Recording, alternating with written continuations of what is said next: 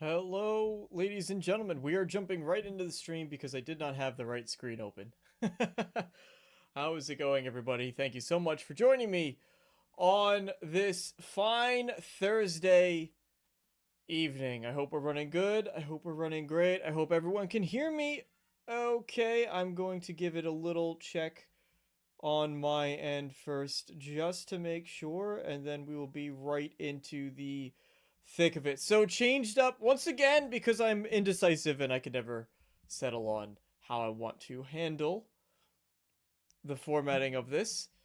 I've once again changed it so as we go through the topics now, we just have sort of the highlighting changing between what topic we're on. So I figured, hey, try out something new every single time. Um, there you go. Uh, First and foremost, I want to just say, oh boy, I cannot wait to hop into Doom the Dark Ages. Welcome, Bobby DeMarco, the one and only dude. I recognize Big B. Yes, I can't wait. That's one of my most anticipated games, actually. We'll be diving into that in just a little bit because with what's crazy to think about is we're almost 3/4 of the way through. Uh, we're almost 3/4. We're almost halfway through the year already, which is crazy to think about. Let me just change one thing here. I want to raise. No, that's already pretty loud. Can I do it through here then? Yes, indeed. All right, I'm just gonna give myself a little bit of.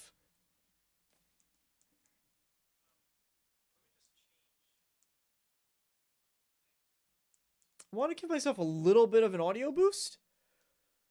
So let me just do that really, really quick. We'll do right about. Is that going up? Oh, yes, it will.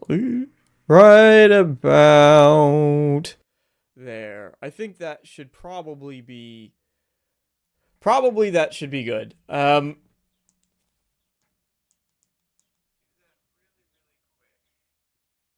Hello, Solok. We're just getting our sound settled. Is that going to? Oh, yes. Okay, that should be good. We're gonna keep it about there. So we're pretty much halfway through the year, which is crazy to think about. Hello, Slowlock, hello, Bobby. But with that comes the exciting time of Summer Games Fest, and I'm really excited for this year because as much excitement as we've had in terms of what games have been announced and what games have been released. I mean, I've been playing a little bit through Expedition 33. I just finished Act 1 and ooh, boy. Okay. I'm not going to spoil anything, but wow. Just finished Act 1. Oh, my sweet virgin ears. Is it still loud? I hope it's not still too loud. I can lower myself back down a bit. I thought I had it right. No, it should be about good. Virginia. Um, yeah, Expedition 33 Act 1 has been absolutely insane, and it really does. The cool thing about it is, one thing I will say about it is it does change the way you explore because you get the ability sort of to traverse through the map a little bit further. And the way that you can traverse the map opens up exponentially, and it's just sort of one ability that you have, and I really like so far what I am seeing as far as the expansiveness of the world. And also, the thing that I've really liked about it too is it feels as though after you get through Act 1, suddenly the enemies seem to get a lot tougher too. And there's reasons for that, I think. But ultimately, the game does seem to get a little bit more challenging. One of the complaints I actually just talked about the Tuesday on Red Wolf Renegades podcast was I said, "Oh, it seems a little bit too easy." I've been kind of plowing through some boss fights. Even the boss fight that ends Act 1, I didn't even like I just flew through that thing. The guys the characters were like, "Oh no, enemy." And I just sort of just I was like, bang, shoot him, bang, shoot him, stab him. It really wasn't that hard of a fight for me. Now I'm getting to some optional bosses, and some of them you could tell I'm way too underleveled for. Like, there's this one enemy that's kind of in the ocean, that I went off and I was like, let me go try this giant guy. He'll probably be cool. And he wiped the floor with me. And then even there was a Burgeon that I went to, that I was like, I fought 3 of these things before, and even he gave me a bit of a challenge. So I'm excited that the difficulty sort of did ramp up. Maybe it's just this disparity. It's like, okay, you're through Act 1, so we're going to make you feel a little bit weaker, and then you level up, and then it gets back to where it was during Act 1. Potentially, that's what I'm thinking might happen. But as far as that, if it stays where it is as far as difficulty, and I think it will, because I've seen some of the fights that go on where it's just like parry, parry, parry, parry, parry, parry, jump, block, parry, dodge, parry, parry, and you don't get a turn until you successfully parry. Like, I've seen some of the fights get absolutely insane. So if it stays at this level of difficulty, pretty good. Welcome, Timmer. It's good to see you in chat. Timmer has been one of the longest, and Jenkins as well. Jenkins, hi, and Arcane. Good to see. You guys are like part of the trio right there that really kind of have been here since the beginning. So thank you, all of you guys, for continuing to be here and continuing to support the channel. Really appreciate it. It's honestly, that's one of the coolest things to me, is throughout everything that we've been through, like the channel, deleting it entirely. I got to 1,000 subscribers, we deleted it, we restarted, and yet you guys are still here, still watching, still tuning in for streams. So thank you so much for that. Like, honestly, really, really cool to see you guys here. Will he read chat though? Yeah, I read chat every once in a while. I like to make sure I get my thoughts out, because as anybody who's watched any of my streams before knows, I go like, wait, I was talking about this. And if I start reading chat, and then it's just all over. ADD. And I want to say thank you to the, I don't have a list in front of me, but I do want to say thank you to those who joined up as channel members. This was a thing I was very hesitant to do for the longest time. Just because I felt like I was not providing value to you guys, at least on a semi-consistent basis. Then I started this podcast. I was more consistent than I even thought I was going to be with it. So I'm proud of that. I open it up for those of you that want to. So thank you, Holly. You are included in that list. I don't have the list in front of me, but I will make sure for next stream. The great channel deletion. How long ago was that? That was probably... Let's see, we're in 2025, so maybe 2022? 2022, maybe? When I deleted the channel and then started all over from scratch. I don't know what it was. I hit 1,000 subscribers. I was like, I did it. Now we're on the road to 5K. We're on the road to 5K, which is super, super, super exciting. I dropped the Oblivion remaster mid-game. Hey, listen, what's up, my beautiful people out there? That actually used to be Jacksepticeye's. Welcome, Chris. That used to be Jacksepticeye's original intro.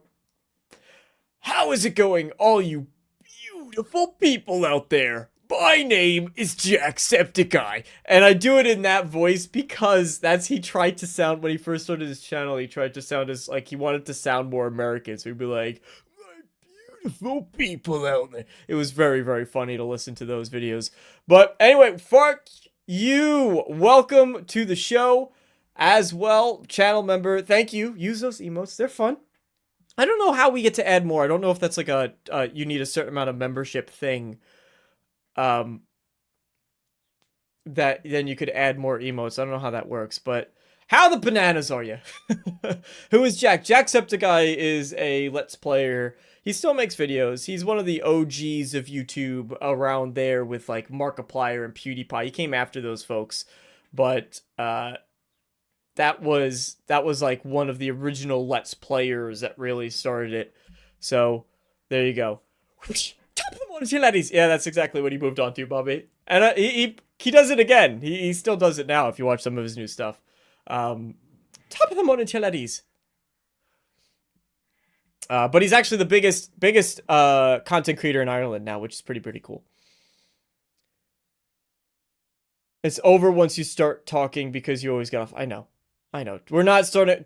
Jenkins, maybe when we get to like 15,000. If we get, listen, if there's a period where we get 100 viewers in chat watching a stream, and it's not like, there's 100 bots, right? There's 100 people and there's a lot of activity going on in chat, then maybe we'll open a Discord at that point.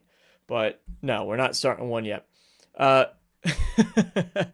You can always message me, Jenkins, if you want to. I believe that's how it works as well, Fark. All right. Well, we need to get plain white mug. That would be the first thing. Plain white mug. Yeah, Timmer, I would love to have you on. For a segment. We actually did something that was really fun 2 podcasts ago, where we invited guests on, and we were doing it in anticipation of the Oblivion remaster, and we had folks join in through Discord. Bobby Hawk, thank you for the $1 super chat. Akatosh, bless you. Pay with your coins. I'll buy that for $1. Well, we gotta work on it first. We gotta make sure that it happens at some point, right? For $1. $1! I think it would be the type of thing where I'd probably, like, anybody who was a channel member, I'd probably just send it to, honestly. For being honest. Like, anyone who's supported, anyone who's been active on the chat, not just channel member, but like anyone who's been active, who's been here for a while, I would be like, hey, there you go. Just, you've been here for ages, you've been active in chat, like, have it on me. I might even do that for just, at some point, I might even just do that as sort of like a giveaway thing. Like I did it with one of the proudest things I've done on the channel is and has always been Stars for Change. Has always been, as though I did it once the channel started. But Stars for Change was probably the coolest thing I've ever done on the channel. And I want to do something similar again, but B, I gave away exclusive clothes. There is DeMarco Dude merch out there. What do I get for spending well, you spent 2 Monopoly money, Fark. So, unfortunately, that's not real freedom dollars, and I can't spend that on anything to give back to you guys. So, no. Same thing. You'll get the same thing. Thank you, Fark, for the $2. Like Fark, yourself, Chris, Jenkins, Arcane, like Chris, Bobby, Holly, all of you, I would just say, hey, I did this cool thing, like, let's send it out. Timmer, if I didn't say yes, I would absolutely love to have you on at some point. But yeah, there is actual DeMarco Dude merch that is out in the world. In fact, I do have a Stars for Change shirt as well that is out there, that people have. So there is stuff, but those were exclusive. The point of that was like, hey, it's exclusive. Like, I'm not doing this stuff ever, ever again. I'm never going to make these designs again. So you guys can go out and have them. Stars for Change was on. Thank you. I need it. Maybe one day. I need to put a limiter on so I can actually talk loud and don't blow your eardrums.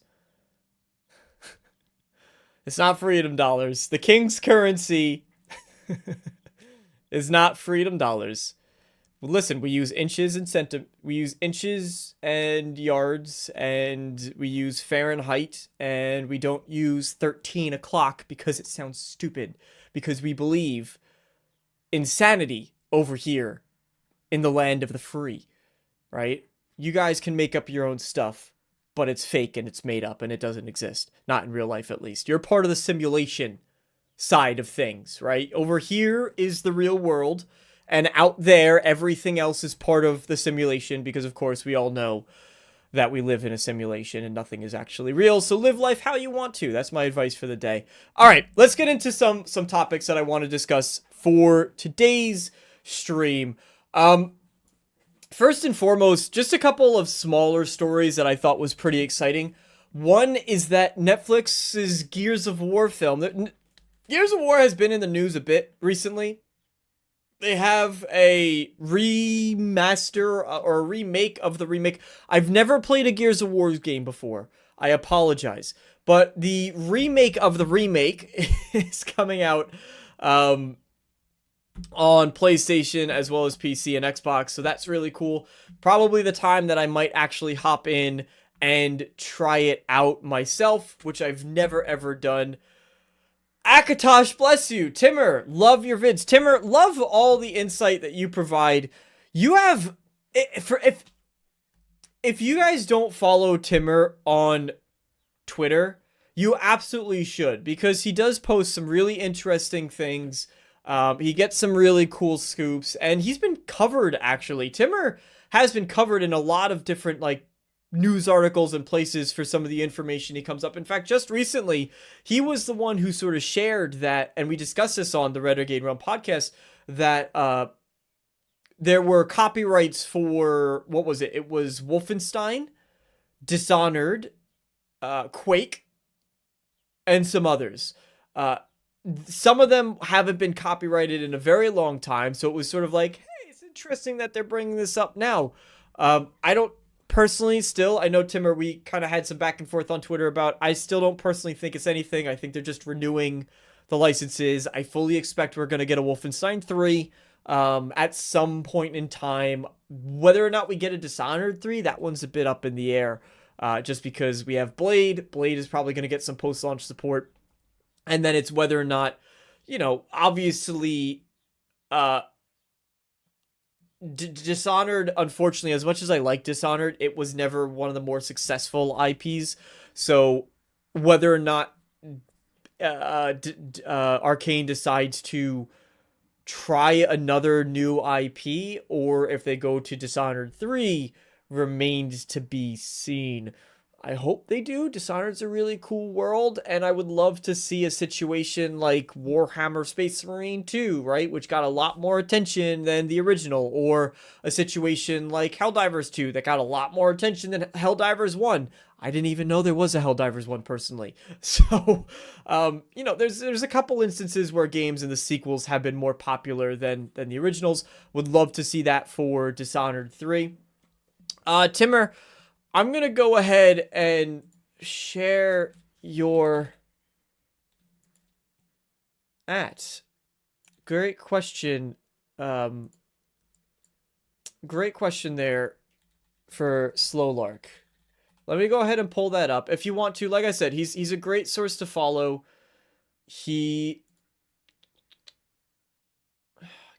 Gosh, how do I do this? I go like here, I go like here, I go like here, and then I can go right there. Wait, why don't I just link to the actual thing? That would probably be smarter, right? Just to link to the actual... Bam! Oh, bam! There you go. You can find him right there. Deathloop was the other one that got his trademark. Thank you, Arcane. See, that's why we need you here for anything Arcane related. You gotta be the one. But... So Deathloop was an interesting one, but that's also, as we discussed, that is a multiplayer game that is still ongoing, I believe. Thank you for the dislike on the stream, by the way. Whoever left that, appreciate you the most out of everybody. So Deathloop is an online game. It's still online. Those online services are still running, I believe. So you can, they might have needed to do it that way. Or renew it for that reason, right? So there you go. Uh-oh. I think you might have been hearing two of me, so I just tuned that down.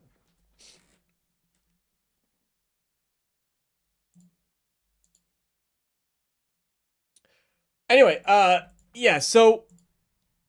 What story was I trying to do? Netflix's Gears of War. Gears of War, I've never played those games. I know that I missed them, Arcane, but this might be an exciting time to get into it. The movie is being worked on, and it has landed David Leitch as a director. Now, if you don't know who that is the person who he co-directed John Wick, and he directed Bullet Train. Now, Bullet Train, I think, is a gem as far as movies go. I loved Bullet Train. I thought it was hysterical. It was one of the funniest movies I had seen that year. So, and he directed Deadpool 2. Deadpool 2 was actually my least favorite of the Deadpools, but not because of the directing, just because of the writing. I didn't like the story in it as much. But, as much as, it's weird to say, right? Because I didn't like it as much, but I still liked it. Amongst Deadpool films, saying you didn't like a Deadpool film is like, okay, it's still really fun time at the movies though, right? So, there you go. But, really credible director. It's interesting to go to Gears of War. I don't know, now, because I haven't played the games, I'm not sure, but that was always a game that had a lot more seriousness to it. More on the side of, I mean, obviously Gears of War is nothing like John Wick, but more like that as opposed to something like Bullet Train or something like Deadpool. He does have the action though, so really cool choice. I think he has what he does do well is action, humor, and serious emotional moments. And if they can capitalize specifically on the action and the emotional side, then I think we'll have a really fun film on our hands. So I'm personally excited for it. I think that's a great choice. I'm interested to see what he does. If you have played Gears of War and you were excited for David Leitch, I apologize that I'm probably saying your name wrong, then let me know if that's an exciting choice for you.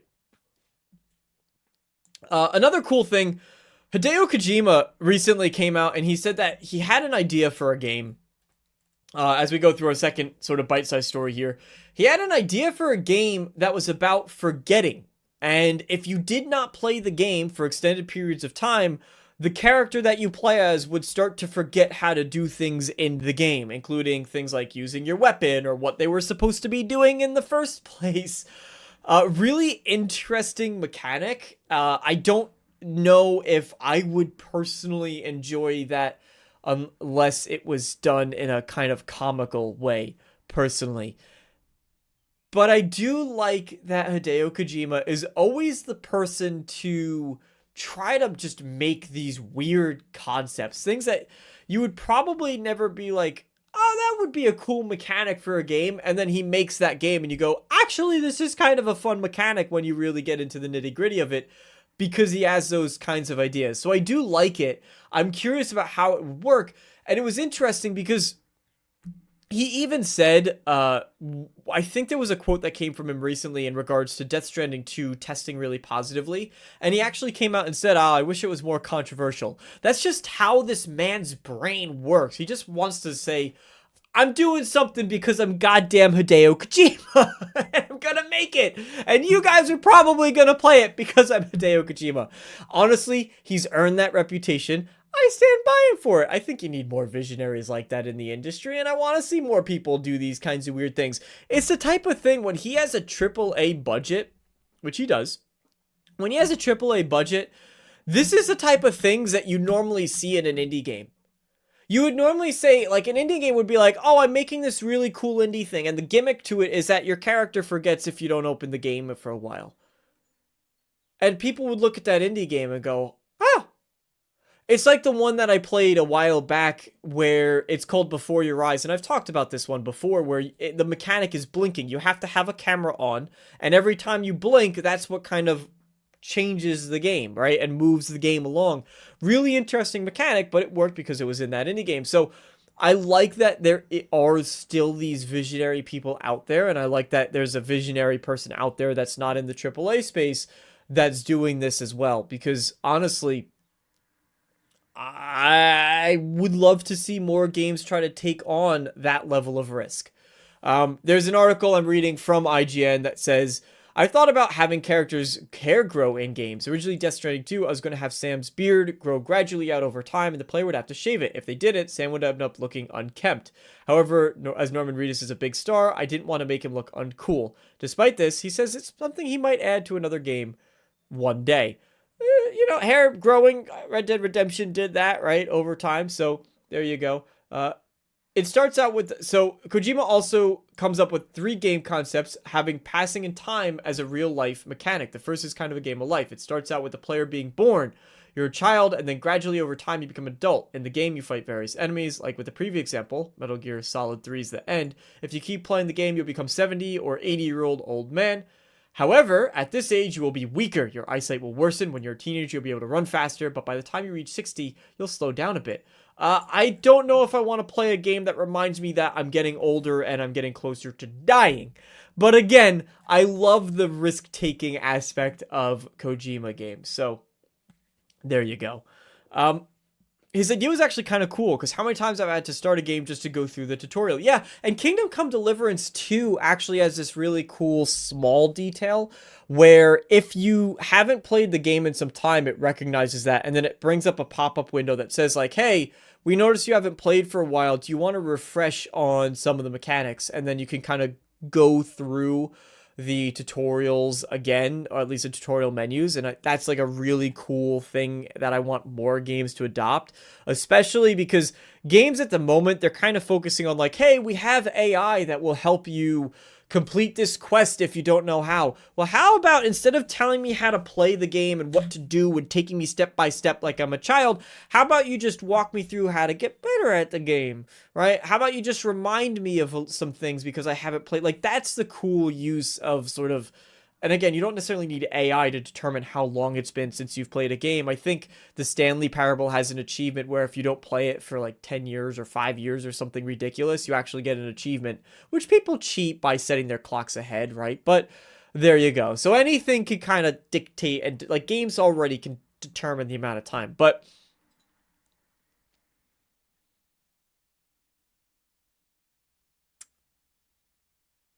Arcane, I do owe you a code. At the time, I had a lot going on.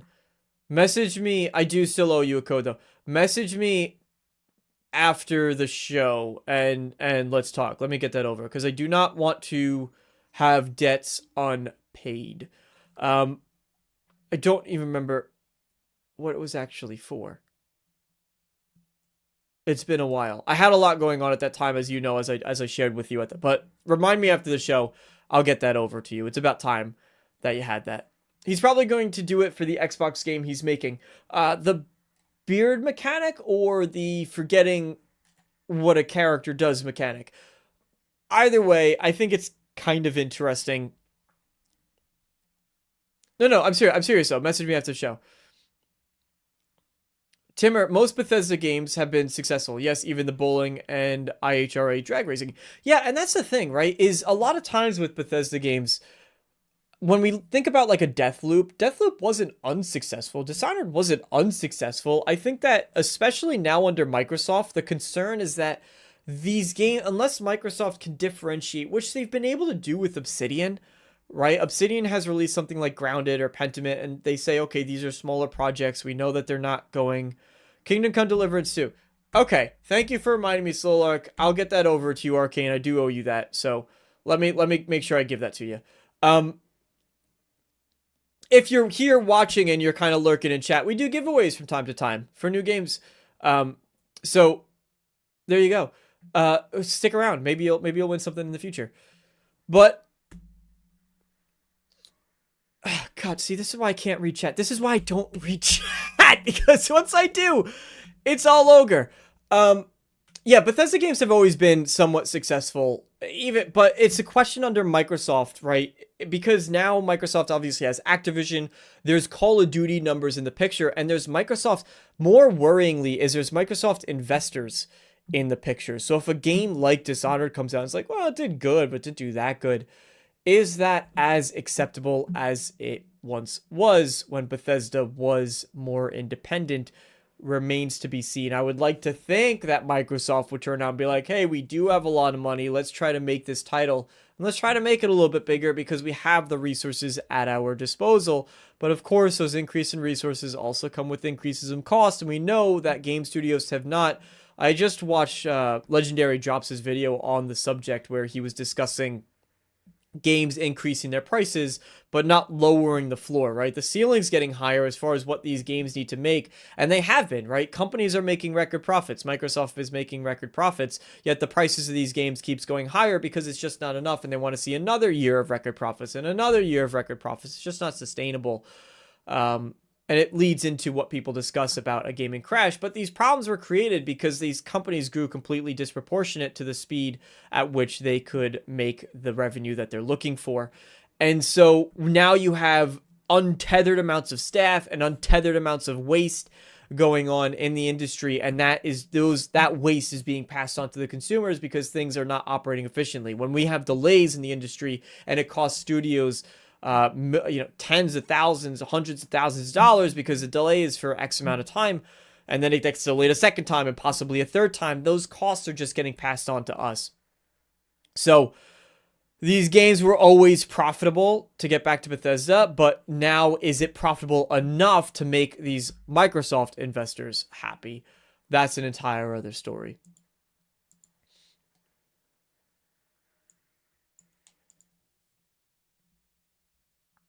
Unlike Blizzard, Bethesda was always owned by someone, though. They had ZeniMax on top, but it was all private, right? It was all privately owned. So, they started getting into, Bethesda, let's be honest, Bethesda started falling into the same trap, and we'll actually talk a little bit about this, that all these companies are going through now, where they started saying, hey, let's go after these live service titles, let's go after these live service games. They were not working because it was made by studios who were not equipped to deal with the challenges that those games present, and ultimately left to an exodus of Bethesda staff. It left to, honestly, Bethesda probably, we know that Microsoft bought them for a lot of money. It was one of the biggest acquisitions in the gaming industry.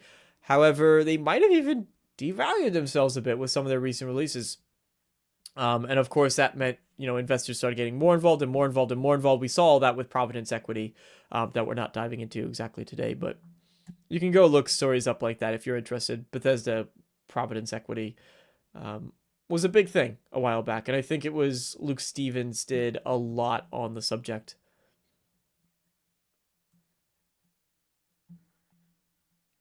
Gotcha, Bobby.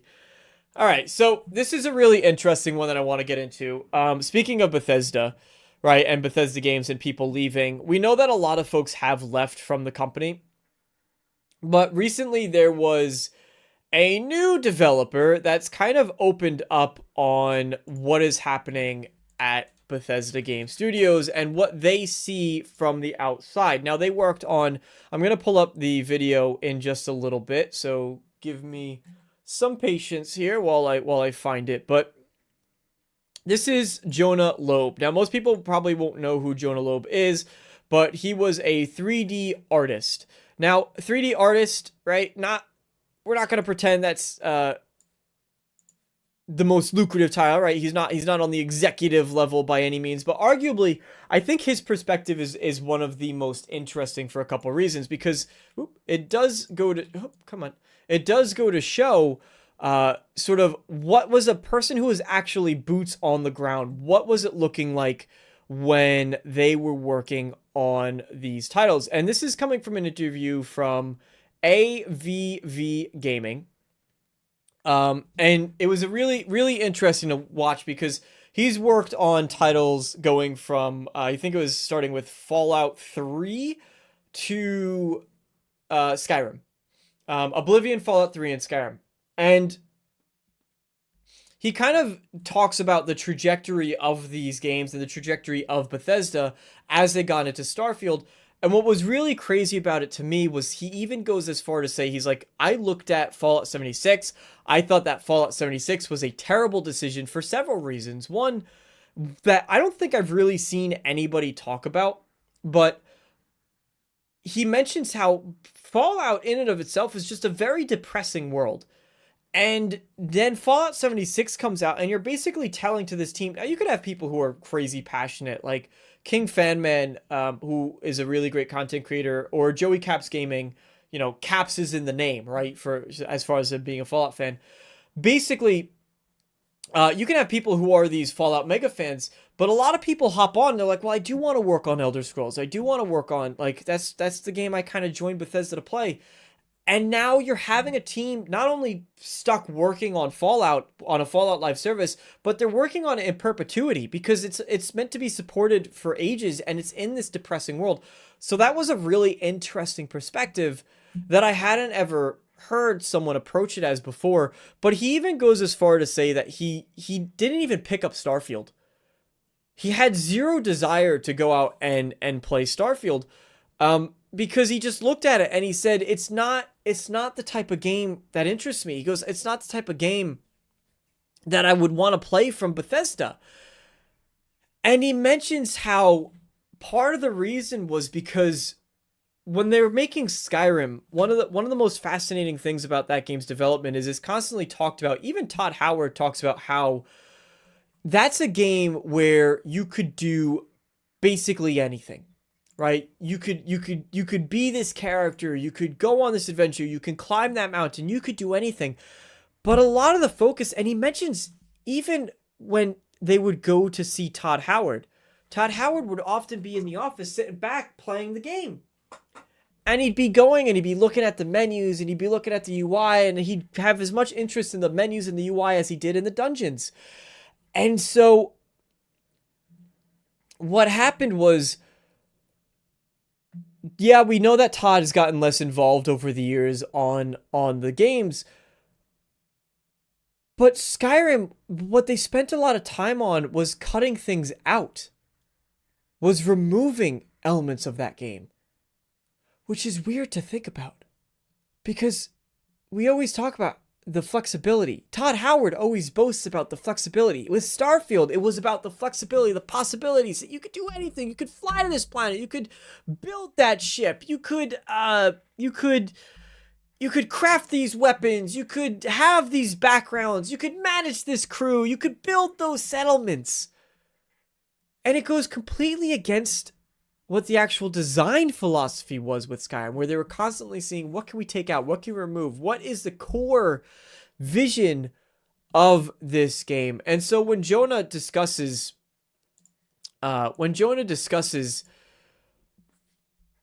his perspective on these titles, it's a really interesting dichotomy between, and I think I want to make I think I might make a deeper video on this, just because it's a really fascinating subject to me, and he approaches it from a really different angle than I think a lot of other conversations have been. But he did go on to say that he went back to Bethesda and he spent time looking around the office, and even as it kind of got more corporate as the years went on, it was interesting that he did mention he sort of started to recognize less and less people in the office as the company did grow. But when he went back and visited recently, it was amazing to see how the cafeteria was significantly bigger, and how the office space, they started in basically the basement of an office, and then they started buying the floors as the team grew, and they bought a new floor and bought a new floor and bought a new floor as they got bigger and bigger. Now they have multiple satellite studios around the world. And he was walking through the office and he's like, man, I don't recognize any of these people anymore. And one of the people, he was touring the office with someone he knew, and that person said, yeah, neither do I. Or like, neither do we. And that's massive. That's a massive, and we've talked about how the size of the team has completely changed, but the problem with it is the culture as well. And Jonas, who isn't here tonight, but Jonas constantly talks about this as well, how the culture has changed with the studio. And it's just a completely different atmosphere, which is a shame, because it almost makes it impossible to get the games that we used to get. And Elder Scrolls 6, he does do a segment on that where he talks about Elder Scrolls 6. Elder Scrolls 6 will be... Oh, we're not on topic 3 yet. Sorry, we're here. Elder Scrolls 6 will be a much bigger game. It'll be much grander. It'll probably do really well commercially, financially. They'll have a lot of different people working on it. But it's just, and also what he does mention as far as the optimistic side of things is that there's a lot of people at Bethesda who are excited to return to Elder Scrolls and will bring that passion, will bring that energy to this next project, but it's just simply not going to have the same love. I think when you look at, for example, Oblivion remaster, right? You could see the love in that game, even though it is pretty janky. Even though, yeah, Jenkins said he stopped a couple ways through. Um, even though, you know, it's still outdated. It's a remaster, not a remake, right? So there's still a lot of outdated mechanics about it.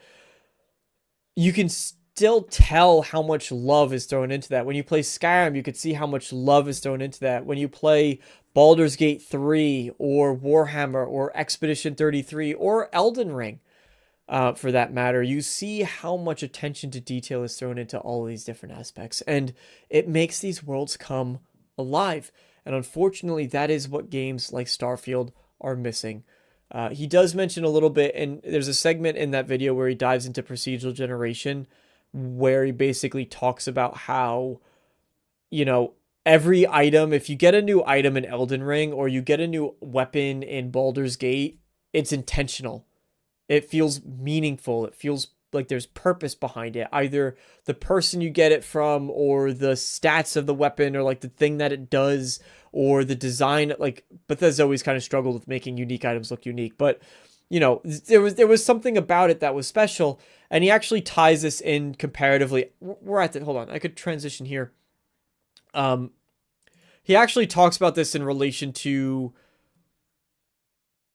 Dragon Age the Veilguard, where you're sort of just walking around, and he talks about it in reference to the art style of the game. That's not clear who the target audience was. He talks about it in relation to the combat, how things just feel gamey when you're playing it. It's like you have these damage numbers popping up, and you have like these combo moves, and you have the it's just so inorganic. And on the one hand, something like having these special abilities is very much like BioWare, right? They use that same wheel that Mass Effect used, for example.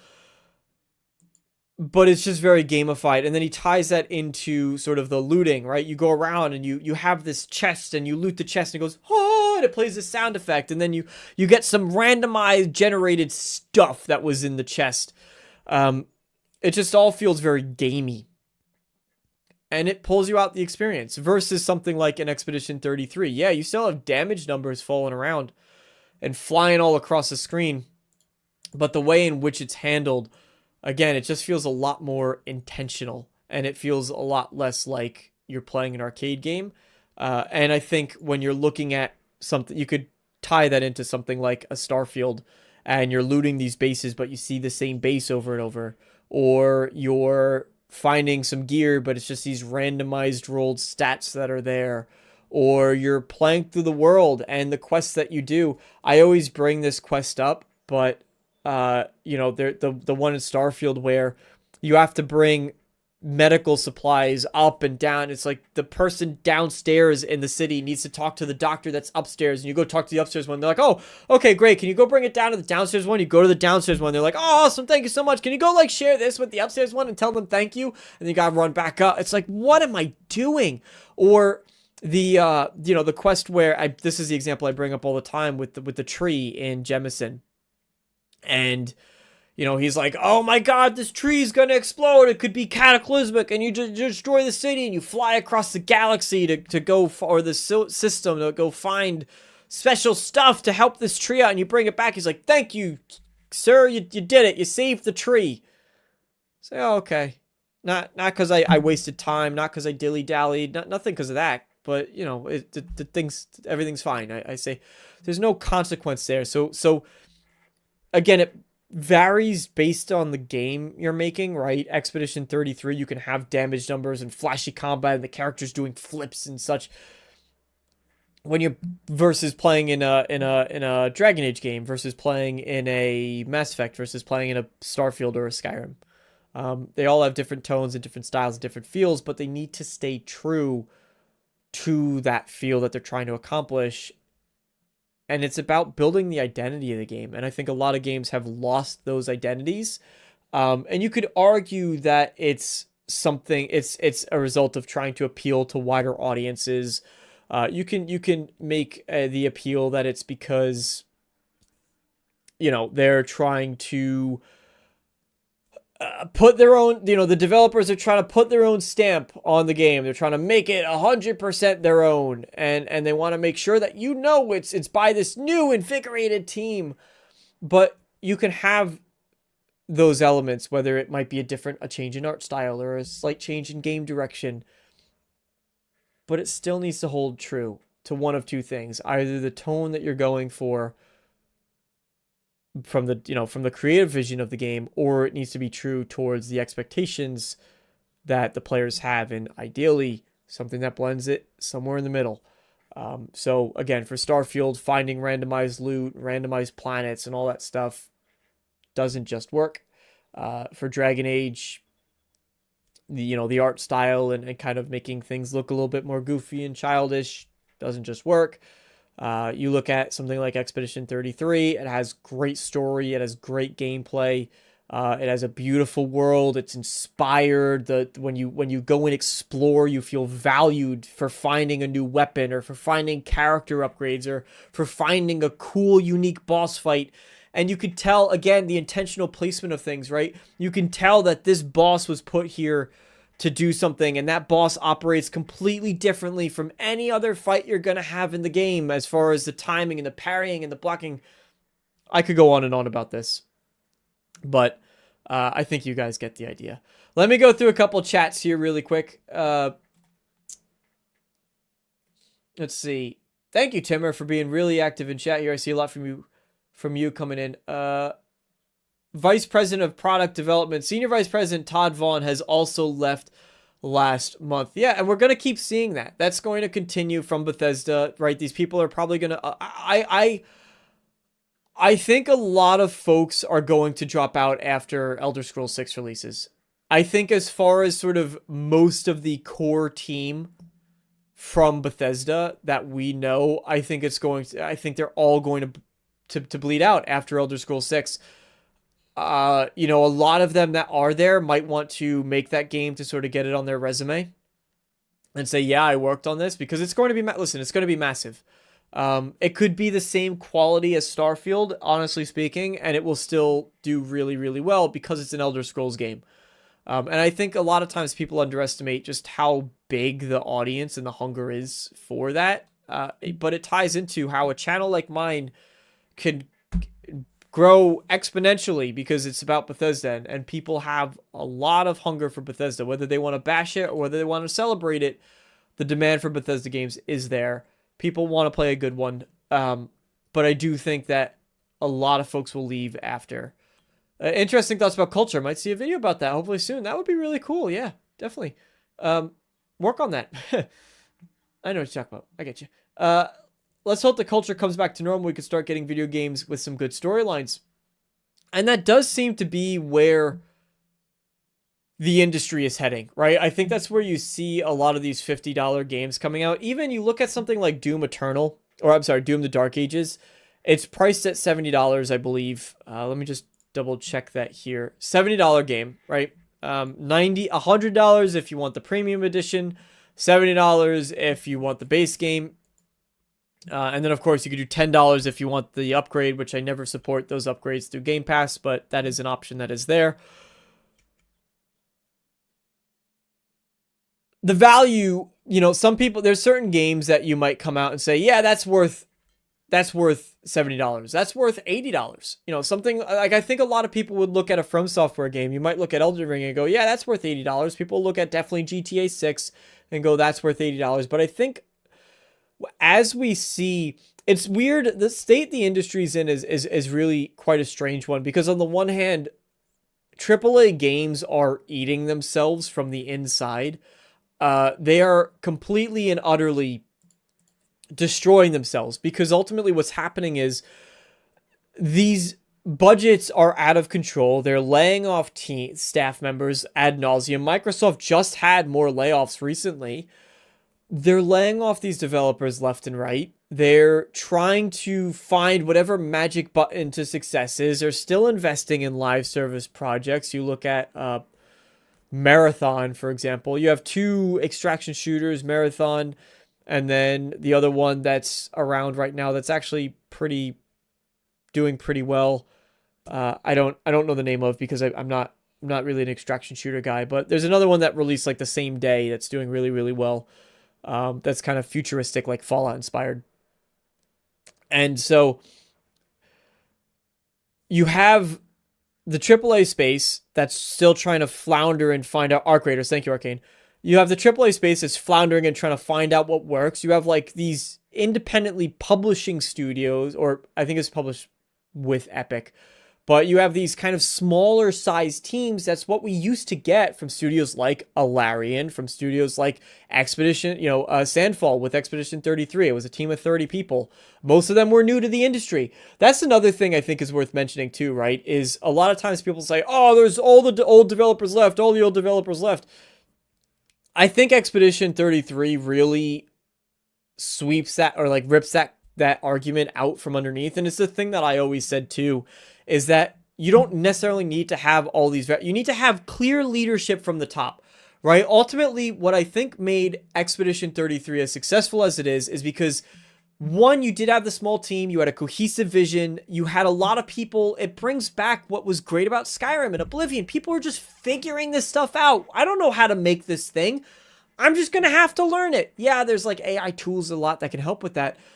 But you have this small team that's working with a clear, unified vision, not across 70 different departments, not across 100 different studios located in 7 different countries. None of that stuff makes sense for game development. And so you have a lot of those folks working on games for the first time. The writer for that was like a finance broker, like a stockbroker or something. Like, she was working in finance and she wrote the story. You don't need these expert developers. A lot of Ubisoft old developers they're making games great again. There was some, yes, but there were also some new folks, right? But that's exactly what I'm saying, is you do need the leadership there. You need people who have experience. You can't just take a team of folks who've like, I've never made a game before. You'll get some interesting things here and there, right? From time to time, there's some standouts. I think Stardew Valley was Concerned Ape's first game. I might be wrong on that. You'll get like a Toby Fox Undertale. I don't know if Undertale was his first game or not, but you'll get like a Scott Cawthon had made a couple games before. He made Five Nights at Freddy's, if I'm not mistaken. Sometimes you'll get like a first out the gate wonder, but that's not usually the case. So you do need some leadership. You do need some expertise coming from the top. And then that dribbles down in the form of good communication, cohesive vision, clear leadership, clear direction, and a passion towards whatever project they're working on, and sort of a desire to take creative risks. And that's what a lot like AAA games are eating themselves from the inside. They are slowly killing themselves, and these price hikes are a part of that. While $50 games, indie games, are definitely on the rise. They're becoming more popular. They're reaching the public eye a lot easier than they used to. They have bigger budgets. Andy Serkis, you had, God, what was the cast for that game? It was incredible. Charlie Cox and Andy Serkis are the two names I remember. But you could do some incredible things. So there you go. That's basically my conversation on that. I think there's a lot here as it pertains to what this developer, what Jonah Loeb had to say in relation to yeah, say what you want. Xbox is definitely bringing $50 games to PlayStation soon. Gears of War 1. Yeah, Gears of War 1's coming out for $50. Mafia the Old Country is coming out for $50. So it's just a very weird juxtaposition when you have these $80 games that are floundering versus these $50 games that are finding monumental success, that are shorter, that are more concise. It's not about having these massive titles. And, I think even you look at like Elden Ring in the grand scheme of things, and Elden Ring was pretty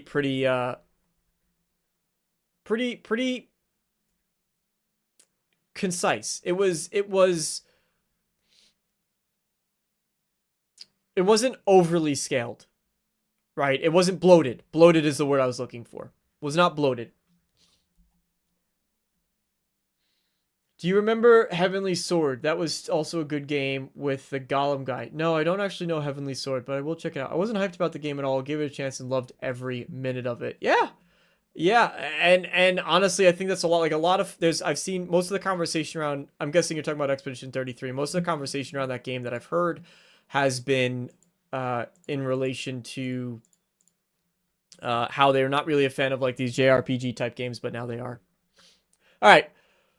So some games for Summer Games Fest have been leaked. I say leaked because it's really like it's kind of, but not really. Nate the Hate on Twitter, who Nate the Hate I think has earned his credibility in the space, but he was a major contributor towards Oblivion Remastered.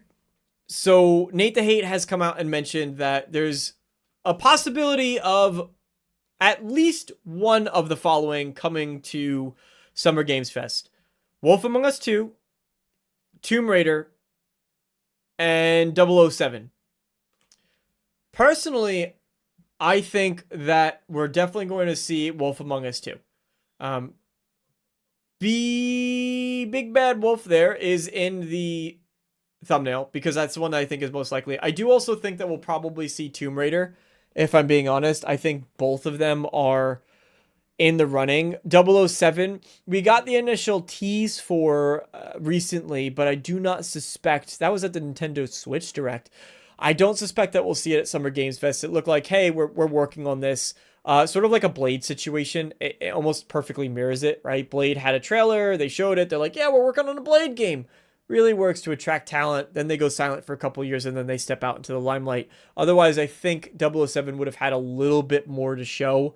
They really just only showed, if you remember, it was sort of just that camera angle looking through the barrel of the gun. And then you saw, obviously, James Bond at the end of it there. So, don't expect anything from that. But as far as Wolf Among Us 2, it's about time. I think the most recent thing that we've heard about the game is that they're still working on it, because a lot of folks have raised into question whether or not it's still going to be releasing. And I'm very curious to see how far they try to stray with Wolf Among Us 2. It's one of my more anticipated games. I actually want to dive into that list. As you can see, that's on the topic list, and we'll make it very quick.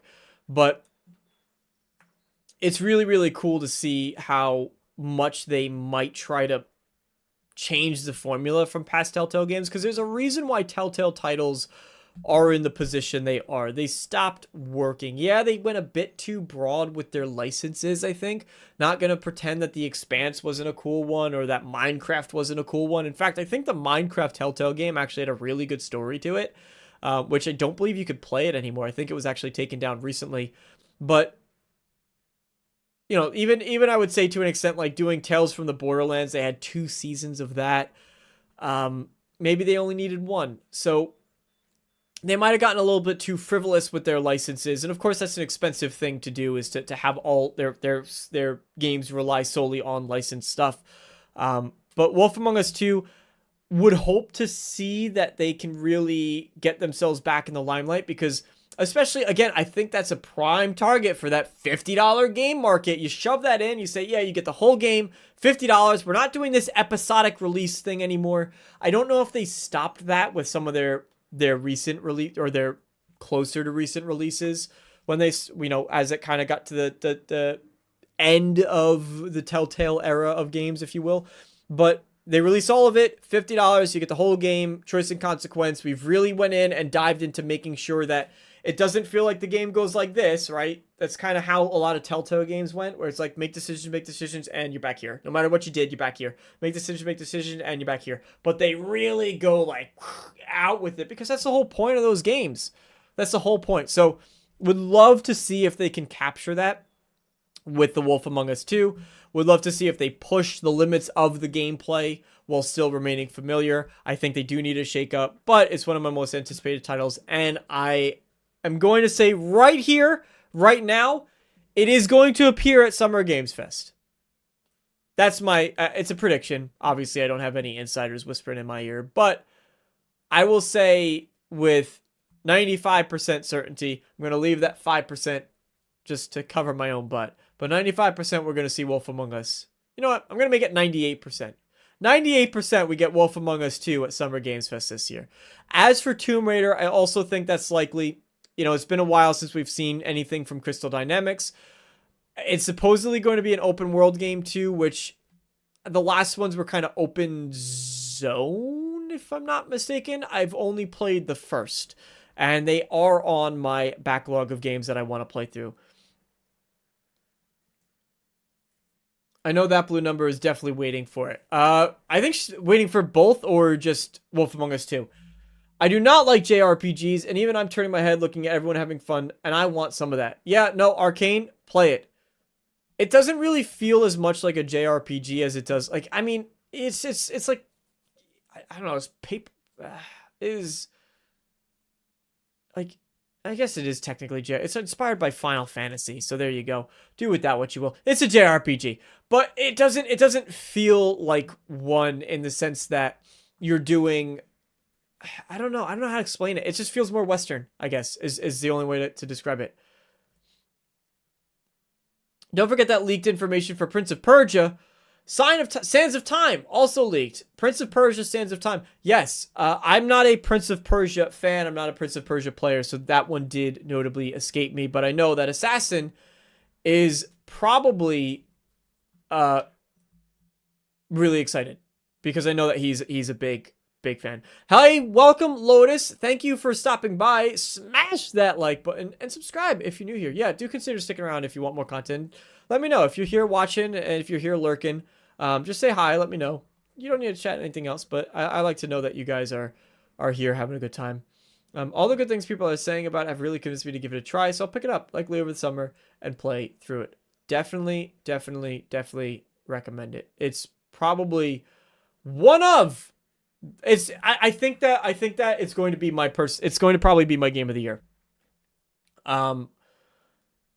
It's been a lot of great releases that have come out so far. Avowed I did really like. I haven't played too much of Avowed admittedly, but Avowed I did really like from what I did play. Expedition 33 is phenomenal. I do want to jump into Doom the Dark Ages as well. I'm sure I'm going to love it because I love Doom. And it's a more story-driven Doom, which I think is cool. And I think this lore that they're building is insanely cool also. So I can't wait for that.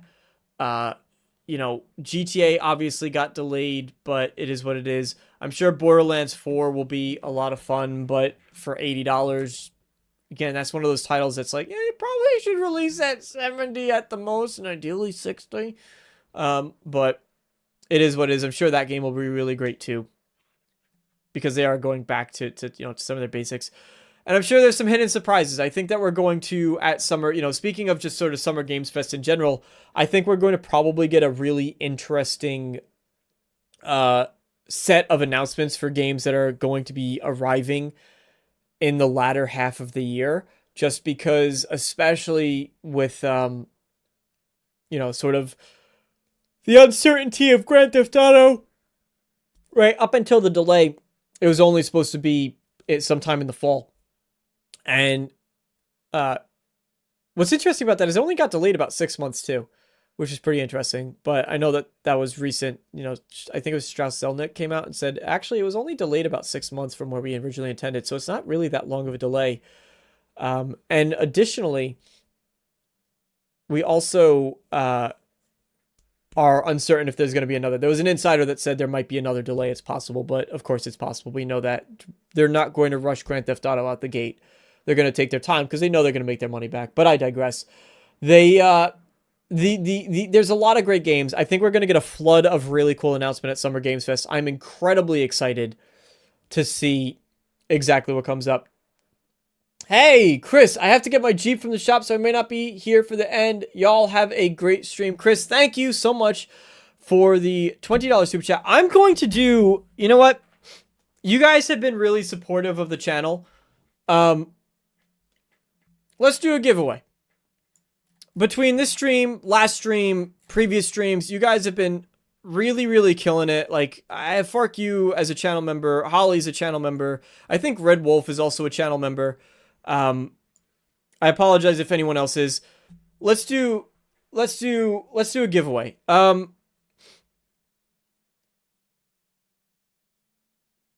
How do I set, where do I set this up from? Right here. Give me some seconds while you know what, hold on. I'm just gonna go to this. Hang on for just a bit, while I do some, oh boy, passwords. I gotta remember passwords.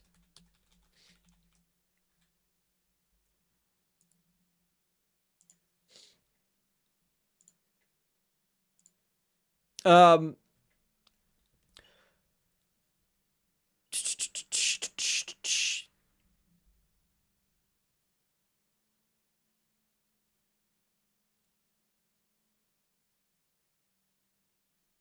all right. I'm going to offer a couple of games in this giveaway. I'm going to put out a poll. I'll put out a poll. Hey Taylor, how's it going? Welcome.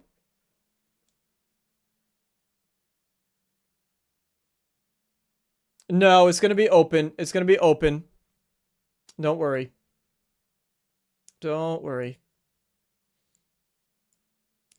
In the future, maybe, but not right now. Give me a second. This is why it's good to have. Yeah, welcome Taylor. Thanks for stopping in. Thanks for saying hi. Thanks for chatting. I'm just going to do a couple game options. So, first and foremost, I think I know what's going to win. Um,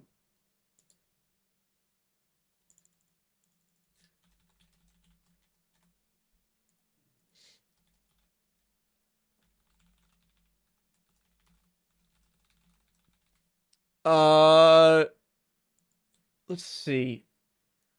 What games do we do? If it's ammo or gun parts, stay. Oh, JK, good luck.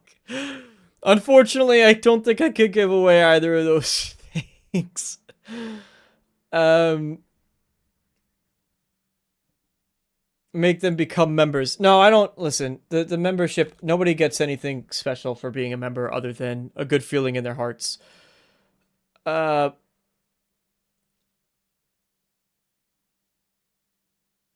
let's see. What games do we want to do? We'll do that. We'll do a little bit of, hold on, let me check what's popular right now on Steam. That's how I'll judge what I possibly include. Let's see what is new and trending on Steam, shall we?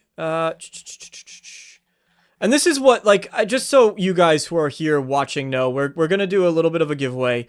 The reason why I'm able to do these giveaways is because of a lot of support from each of you. So, from super chats, from channel memberships, I try to give everything back that I can because I really, really appreciate having you guys here.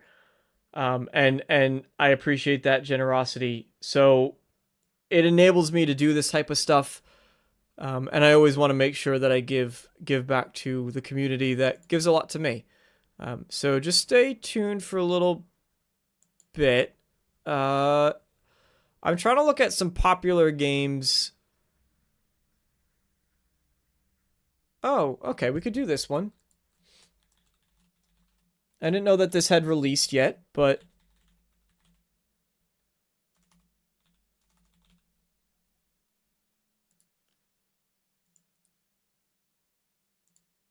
I'm doing it based on just some new popular.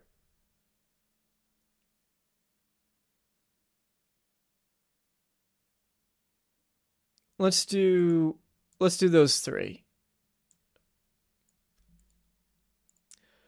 All right, there's a poll.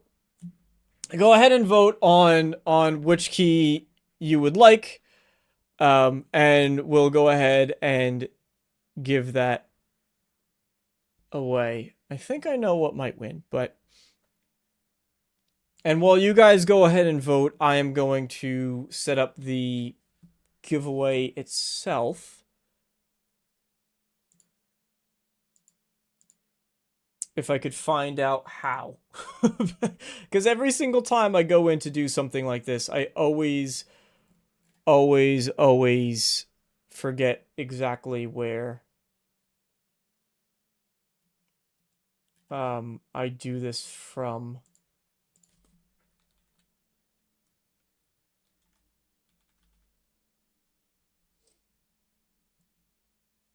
So give me 1 second.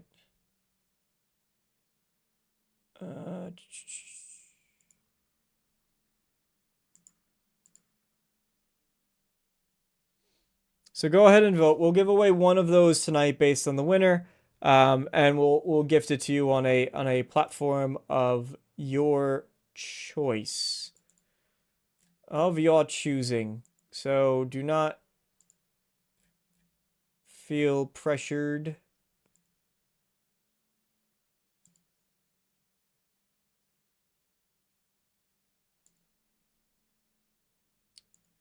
At all. And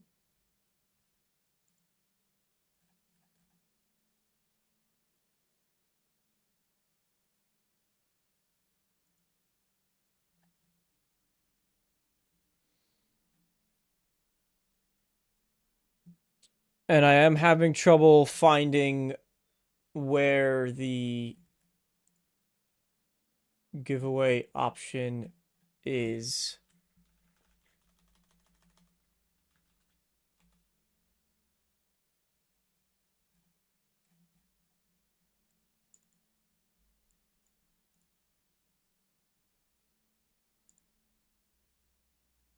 Is it under this? Add variation members, chips, merch, general settings. It's not there. Cloud bar, command mod. There we go. Found you. All right. I think that if you see a notification, okay. And sorry that this is taking so long. We'll do add a new one, custom.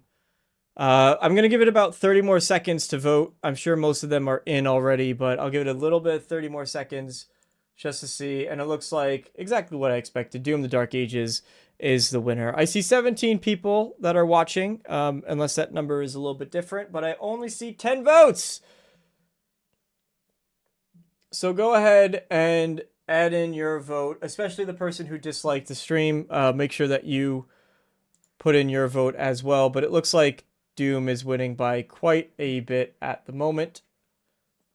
And if you plan to play, listen, what I will say is if you plan to play through Xbox Game Pass, or if you are a subscriber to Xbox Game Pass, please don't make me spend, well, not make me, I'm doing it voluntarily, but please do not have me spend $70 to buy it when you plan on playing it through Game Pass, just as a consideration. Unless you're like, hey, I want to own the game, that's different, because I know I like to own the games as well.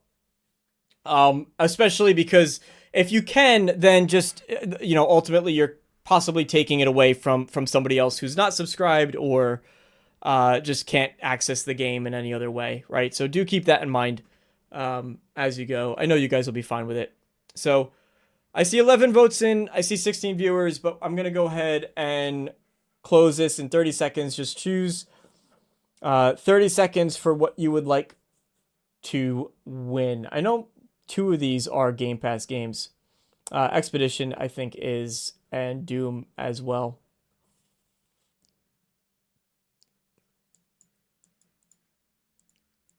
Okay, so we'll go with Doom.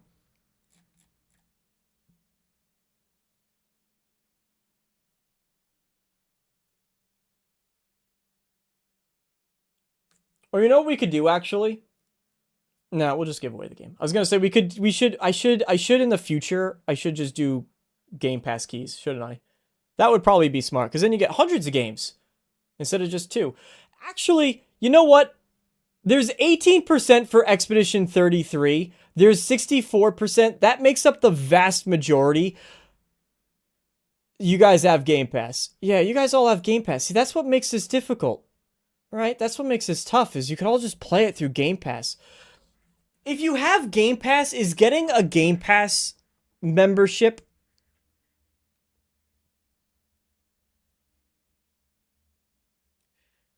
is getting a Game Pass membership if you already have it worthwhile? I guess yes, because you can extend it, right? You could add it to your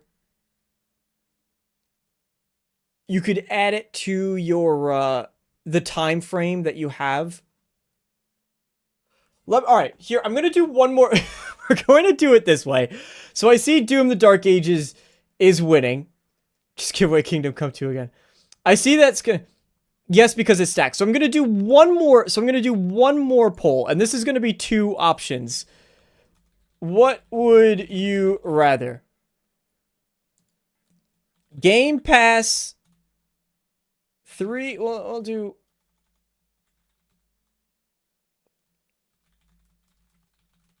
We'll do it this way because Doom: The Dark Ages was killing it in the poll.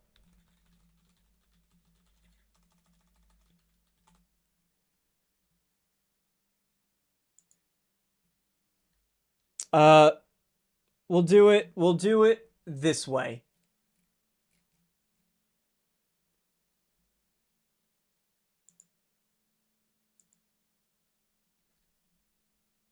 Give me 1 second. 1 second.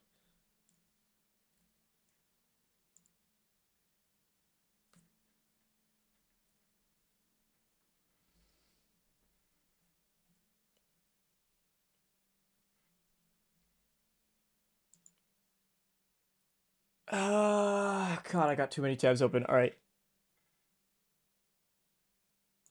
There. So, because Doom: The Dark Ages was killing it in the polls, would you rather get 3 month subscription to Game Pass or just Doom straight up? Just straight up a code for Doom. And Game Pass, it can be either Xbox Game Pass PC or I don't know, does Ultimate, I don't know what Ultimate does. People who are Game Pass subscribers, like actively, like do you guys use Ultimate? Or do you just use like what is it? Standard or Game Pass PC? Is that how it works? I don't actually use these services often. That's the issue. I don't actually use these services that often. I have every platform minus Switch. Whatever I'm entered into, I'm grateful to be a part of it. Fuck, I'm grateful to have you here. Ultimate gives you day one games. Is that really? Ultimate is Xbox and PC. So if you don't have Ultimate, you can't play day one?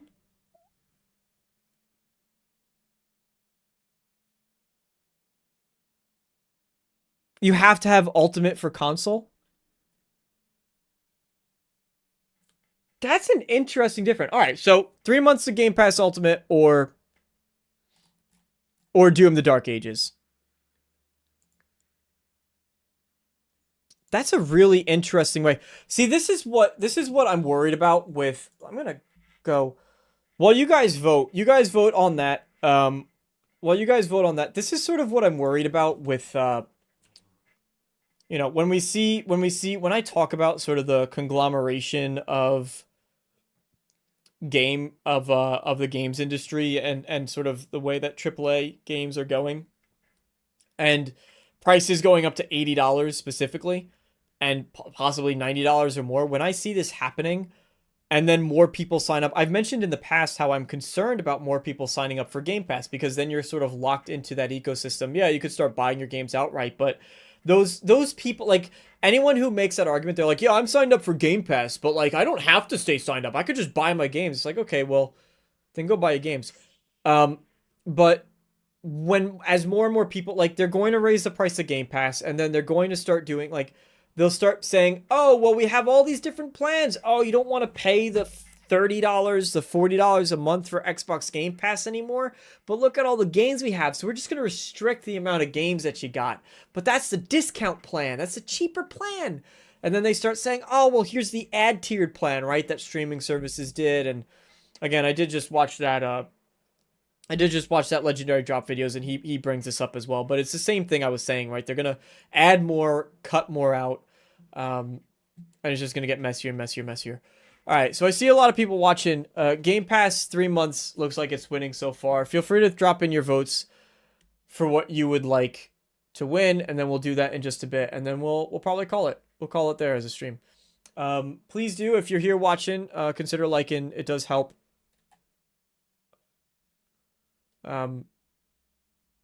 If you are new here, consider subscribing. Thank you. Hey, Jeremy. Also, I did say hi to you, Jeremy. Hello, Jeremy. Thank you for stopping in. Don't think I said hi to you. Don't think I said hi to you. But again, these giveaways are possible because you guys support the channel as much as you do.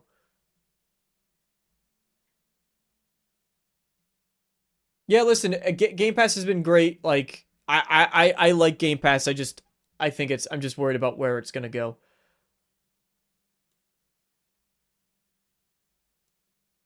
All right, so I see Game Pass is winning. So we'll do a 3-month code for Game Pass that we'll send out as a thank you to all of you. We're just gonna end it there. You guys can keep voting, but we're gonna go with the Game Pass key.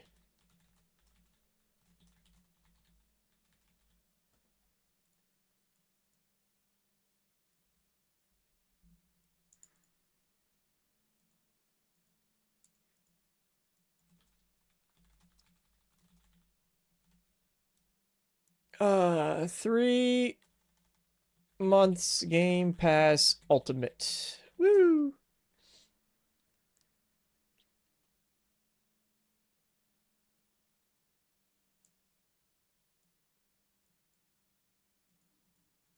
And we will start that. There you go. Hopefully that worked. Yeah, we go. So if you type in !gift, you'll be added to it. While we do that, just the last topic I wanted to go through today were we were talking about Summer Games Fest. I think Summer Games Fest is going to be really, really exciting this year. That's where we ended off, and then Chris gave the very generous super chat there.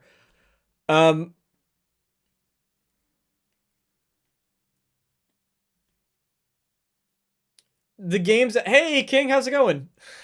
King, you sneaky, you coming in as we launch the giveaway. I see you, King. I see you. No, Chris, if anybody deserves to win, it should be you, honestly. In fact, hell, I'll probably just, if I knew that you wanted Game Pass, I'll probably just give it to you anyway. Yeah, so go ahead and enter everybody who's here. And I'm happy that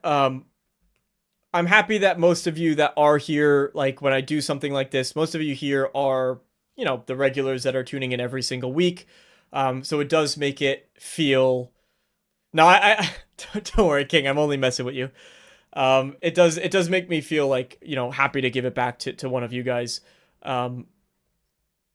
So thank you all for being here. You most of you, like Cole, Bobby, Slow, King, you've been coming in recently. Timmer, I know that you stop in when you can.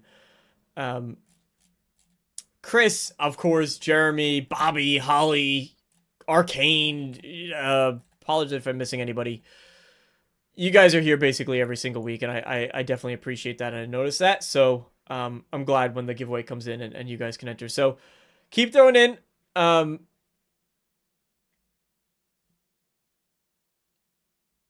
Hey, Diaz. Diaz, I don't think I've seen you in chat, but welcome. Happy to have you here. Thank you for stopping by.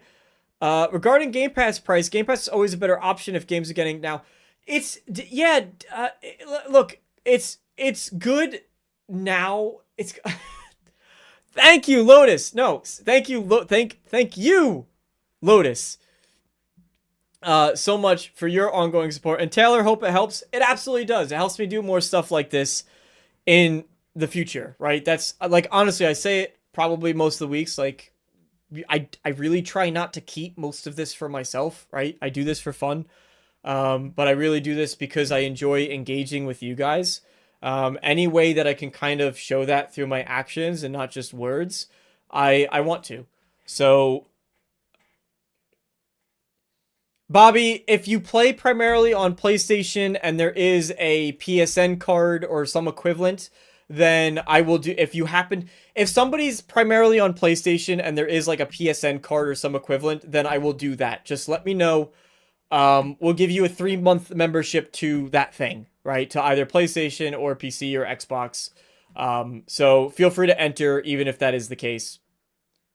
Feel free to enter, even if that's the case. But yeah, as I was saying before, DS, it's really a matter of, and use exclamation mark gift, and then you'll automatically be entered.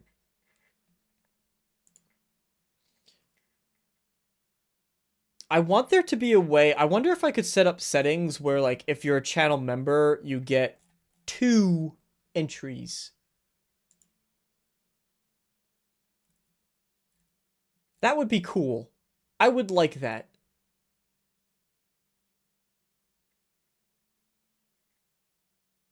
I would like that. I'll see if I can't.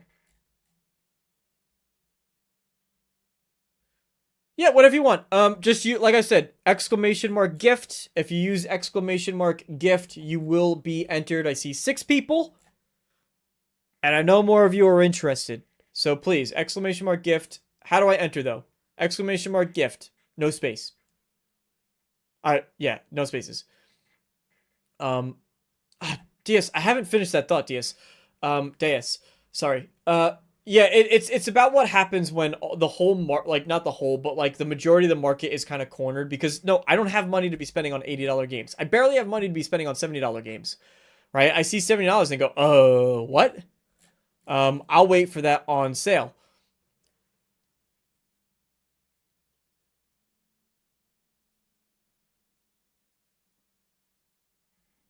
I'll wait for that when it's on sale.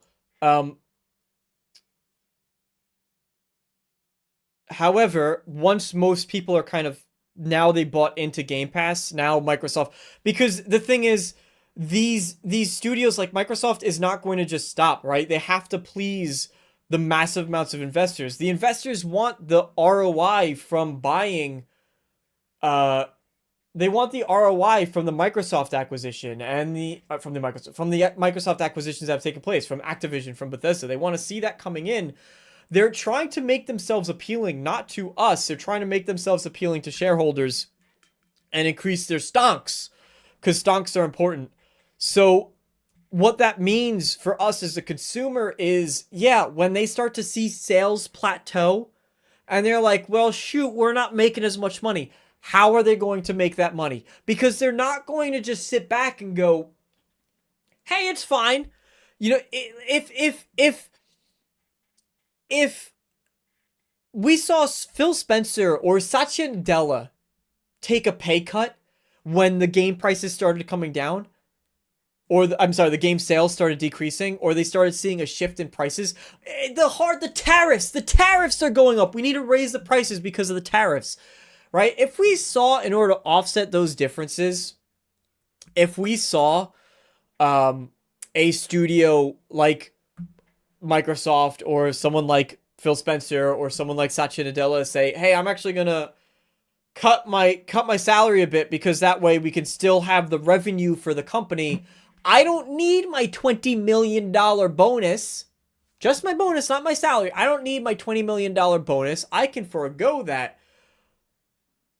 And then therefore will please the shareholders. I really I have enough money. I'm doing fine. I'm running the company, but I don't need to buy that 7th summer house that I'm never going to go visit. Then I would say, you know what? They're doing right by us. But these companies aren't doing that. What these companies are doing are saying, oh, we got tariffs. We'll just throw that onto the consumer. We could raise the price of games because and again, I'm almost directly paralleling what Legendary Drop said, but because of uncertain market conditions, and And they're just going to keep doing that. Next year, it's going to be another excuse. And the year after that, it's going to be another excuse. And they say, oh, we got to cut. Well, now you have to sign up to the Game Pass Ultimate Extreme Plus package, and then you get the day one releases. That's all we're moving is the day one releases. You still get the hundreds of games. Oh, well, now we have the ad plan. Oh, well, now only certain day one releases are going to get. If you want the premium day one releases, then that's on the premium version of the Xbox Ultimate, right? And they're going to start doing all of these mental gymnastics because they need the bar to keep going like this, because ultimately what we're looking at is a situation where these studios need to, like, gaming is at the most profitable, gaming investment is at the highest it's ever been, and gaming revenue is at the highest it's ever been.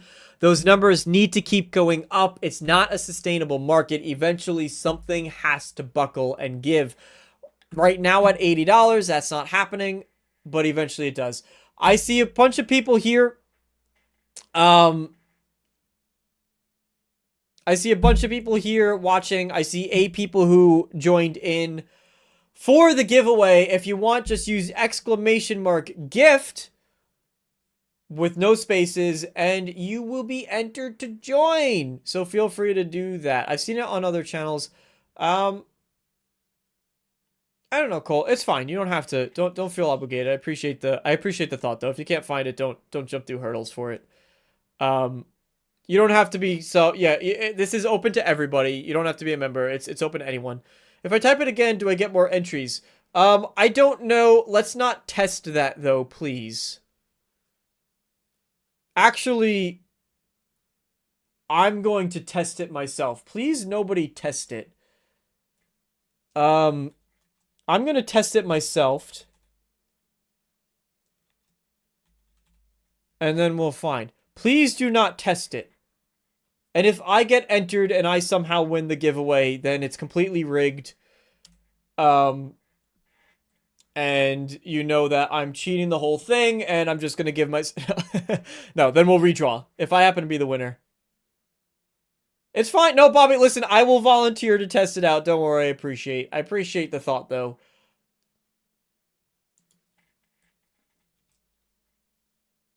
But it looks like no. So there you go. You get 1 entry. Sorry. You get 1 entry. You don't see the join button. Yeah, it should be next to the subscribe button, I think. I don't know where it actually is located. But like I said, don't, if you can't find it, then don't.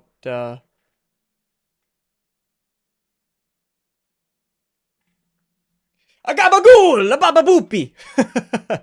All right, so feel free to enter. I'll give it I'm going to give it another minute. I'm going to give it 1 more minute exactly, and I have a timer in front of me. So 1 more minute exactly. And then we will do it for 3 months of Xbox Game Pass or PlayStation Network or whatever subscription service that you want. What I would consider doing, though, is it's left to the thumbs up. There you go. Like I said, don't worry too much about it. I'm not that concerned, honestly. I really don't. I appreciate it, but, like, seriously. I will also be playing Doom the Dark Ages after this, too. So, if you want, I could consider streaming that. I saw a question, Chris, you asked how far am I? I just finished Act 1, and I started exploring a little bit of the map after Act 1, but I haven't done any story stuff after Act 1 ended.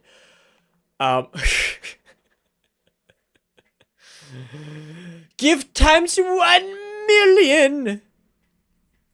For those of you that are here and joining, you have about 30 seconds left. If you type in !gift with no space, you'll be entered into a giveaway for 3 months of Xbox Game Pass Ultimate. Or if you are on PlayStation or some other platform, then we could see how we can't get like a 3-month subscription to one of those services as well. So don't think that I discriminate against consoles. I want anybody to be able to play. Yeah, I have a lot of thoughts about it, Chris. I have a lot of thoughts about it. Deus, are you first-time commenter by any chance? I don't recognize the name, and I apologize if you have before. But if so, welcome and thank you. But I want to just say, you know, thanks for hanging out. Thanks for sticking by. Yeah, I have a lot of thoughts on Act 1 and the ending of it. I'm not going to spoil anything about it, but holy cow, there's things I love about it and there's things I hate, like actually hate from not I don't want to get into it because I don't want to spoil it for anybody, so I'm just not going to go any further, but I have some thoughts, man. I have thoughts. I know a lot of people do. Opinions are like butts. Everybody's got one. Um, or what is it? Opinion, and most of them stink. Is that it? But there you go. Once I finish the game, I might do like a whole spoiler. I could probably do a whole spoiler chat thing eventually at some point about it. Check his chat history. Can you check chat history? Is that a thing?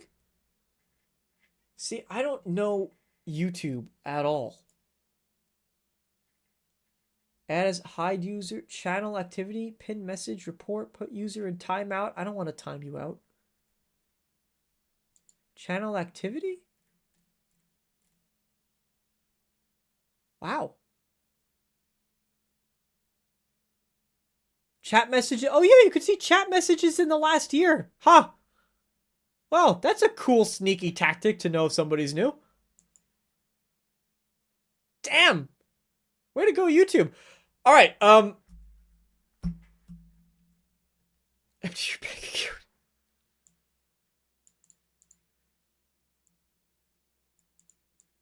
My bank account's already empty. Don't worry, DS. Don't worry about that. Don't worry about that.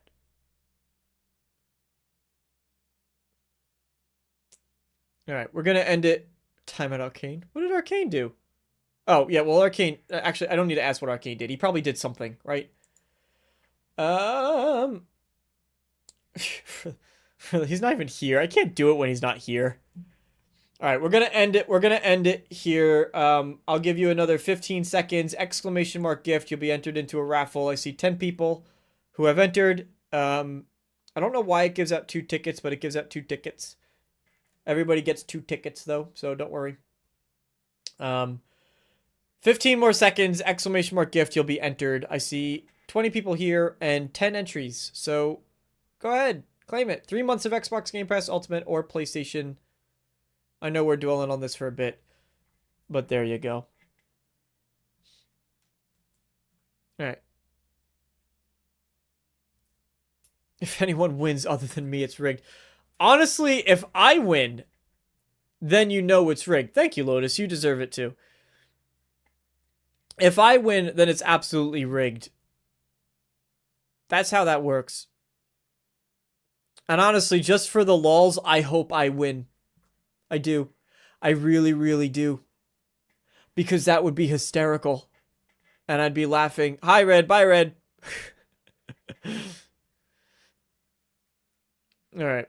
I gave enough time, right? I gave enough warnings. We're going to close that. And then we will pick a winner. Yes! Nobody deserves it more than Chris, who has been one of the utmost supporters on the channel. Congratulations, Chris. You've won things before and you've turned it down, but I saw your chat and you said this one I'll actually take.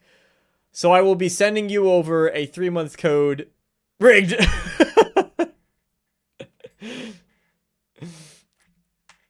Do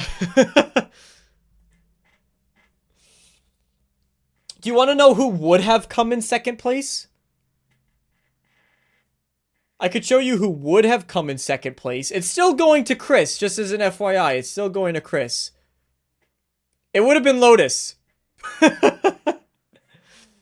It would have been Lotus. So there you go. In second place. It's still Chris. Sorry, Lotus. Don't mean to... Don't mean to... But I think that's actually pretty poetic, that it would be Chris and Lotus, who have been... Chris and Lotus have been very massive supporters of both my channel and Red's channel. So, honestly, the two of you would deserve it. Giveaways always, they hate me too, Bobby. I barely ever win those things.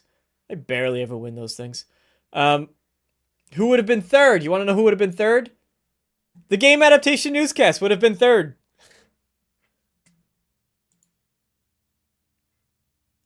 But we're giving it to Chris. We're giving it to Chris. He won fair and square. He won fair and square. All right. Thank you all so much for being here tonight. Arcane, I owe you a code that is long overdue. How far down? All right, you want to know how far down the Streamlabs? We'll keep going. How many? All right, so next on the list, 4th place would have been Deus. 5th place would have been me. 6th place, Taylor. 7th, Cole. 8, Slowlark. 9th, Bobby. 10, King Fan Man. It only allows me to pick 10. Everybody's a winner for just being here and hanging out. No, you don't win game adaptation. No. Chris won. Chris won. I can't pick any more winners.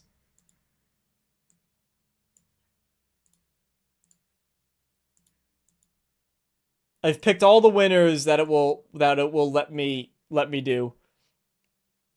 Apparently Lotus has been removed due to inactivity. There you go. Anyway, wow, top 10. Yeah, see, you're all winners. Thank you all so much for joining me here tonight. If you no, I'm sitting like it. Thank you for making me laugh though. Thank you all. If you are new here, if you are lurking, thank you so much. Why would you lie to me? I want Candy Crush credit. Oh, this is why I like streaming with you guys. You guys are all funnier than I am. And you give me some genuine laughs. I'm going to go off and play either Expedition 33. Actually, I'm going to go play Doom the Dark Ages now. So thank you all so much for being here tonight and supporting. Bit of a last minute as far as the topics go. I wasn't really sure what I wanted to talk about today, but I hope you enjoyed the discussion. And I look forward to seeing you guys in the next video or the next stream, whatever it might be. Once again, from the bottom of my heart, you guys are the reason why I make content. You guys are the reason why I do these streams every week. So I appreciate all of you. And Chris, I will be messaging you on Twitter to get that code over, and Arcane as well. And there's going to be no air fryers that will be given away on this channel ever, period, forever and ever and ever. Thank you guys, and have a wonderful air fried night. Good night.